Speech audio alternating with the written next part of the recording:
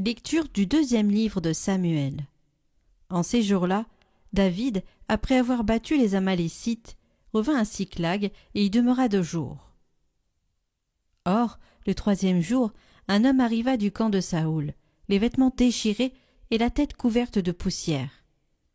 En arrivant auprès de David, il se jeta à terre et se prosterna.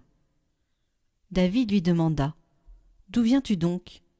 Il lui répondit « Je me suis échappé du camp d'Israël. » David lui dit « Que s'est-il passé? Raconte-le-moi. » L'homme répondit « Le peuple s'est enfui du champ de bataille, beaucoup d'entre eux sont tombés et sont morts, et même Saoul et son fils Jonathan sont morts. » Alors David arracha et déchira ses vêtements, et tous les hommes qui étaient avec lui firent de même. Ils se lamentèrent, pleurèrent et jeûnèrent jusqu'au soir, à cause de Saoul et de son fils Jonathan, à cause du peuple du Seigneur et de la maison d'Israël, parce qu'ils étaient tombés par l'épée. Alors David chanta cette lamentation.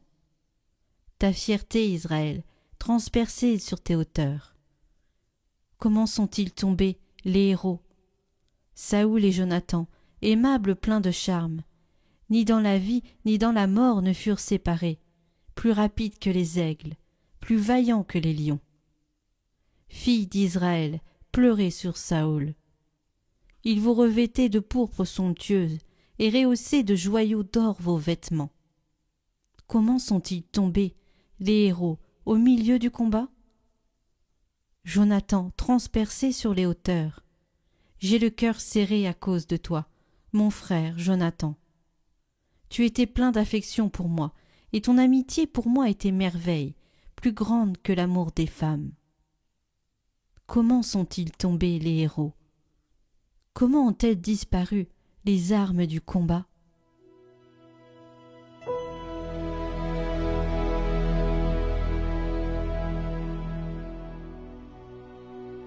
Que ton visage s'éclaire et nous serons sauvés.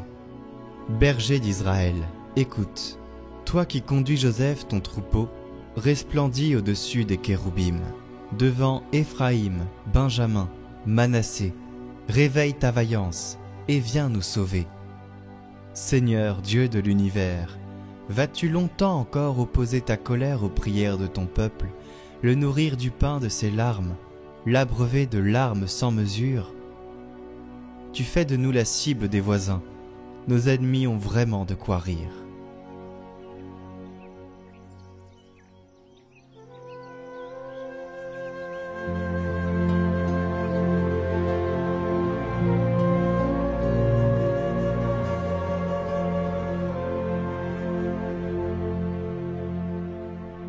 Évangile de Jésus-Christ selon saint Marc.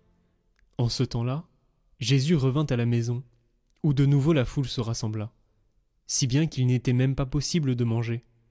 Les gens de chez lui l'apprenant, vinrent pour se saisir de lui, car ils affirmaient « Il a perdu la tête ».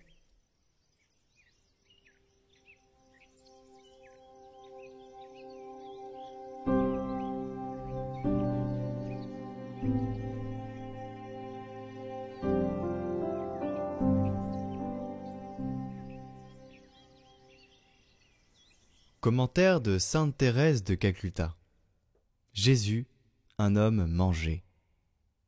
Quand Jésus est venu dans ce monde, il a aimé si fortement qu'il a donné sa vie pour lui. Il est venu pour satisfaire notre faim de Dieu. Et comment l'a-t-il fait? Il s'est changé lui-même en pain de vie. Il s'est fait petit, fragile, désarmé pour nous. Les miettes de pain sont si minuscules que même un bébé peut les mâcher. Même un agonisant peut les manger. Il s'est changé en pain de vie pour apaiser notre appétit de Dieu, notre faim d'amour. Je ne crois pas que nous aurions jamais pu aimer Dieu si Jésus n'était pas devenu l'un d'entre nous. Et c'est afin de nous rendre capables d'aimer Dieu qu'il est devenu l'un d'entre nous en toutes choses, sauf le péché. Créés à l'image de Dieu, nous avons été créés pour aimer, car Dieu est amour.